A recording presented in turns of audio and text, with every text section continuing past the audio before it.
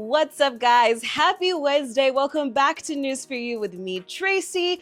On our agenda today, we are talking about how President Museveni has said that the road sector must be prioritized. We're also going to talk about Gulu hosting its first inclusive marathon and Rwanda's new controversial law. Does 5 years of dating equal marriage? Let's find out in today's episode. Stay tuned.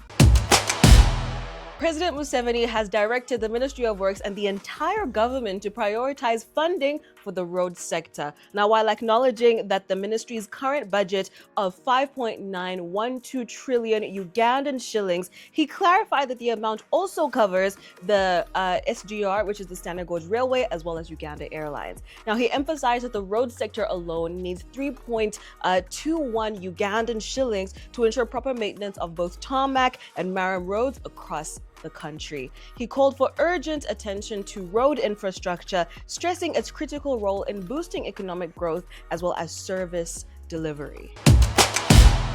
In a show of unity and inclusion, Gulu City, in partnership with Ability Sports, held its first ever marathon dedicated to celebrating differently abled people. The 5-kilometer race attracted hundreds from across the region, most of them individuals who are often sidelined due to their physical limitations. The event aimed to highlight the beauty of diversity of abilities and provide a platform for differently abled people to actively participate in sports. The participants, the spectators, and the community leaders praised the initiative as a turning point in recognizing and uplifting the differently abled community in northern Uganda. And I think this is so great to see. Recently, we did a story on how in schools they should make more of an effort to include the differently abled children, and to see that this is even happening, where they're holding sports events for them. I think it's absolutely amazing, and hopefully we get to see more like this moving forward. Rwanda's parliament has passed a landmark sexual and reproductive health law permitting adolescents aged 15 and above to access family planning services, including contraceptives, without parental consent.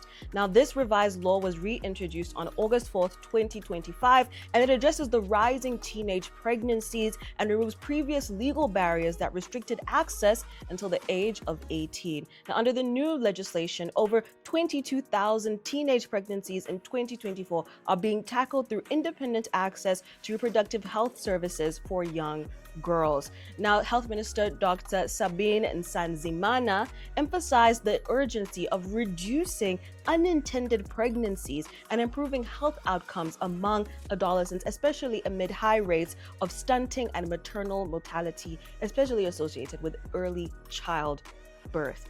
And I think this is such an important conversation to have, and bringing it back home. So in Uganda, we also have a very high rate of teenage pregnancies, and we have policies for SRHR. However, is this enough to tackle the issue?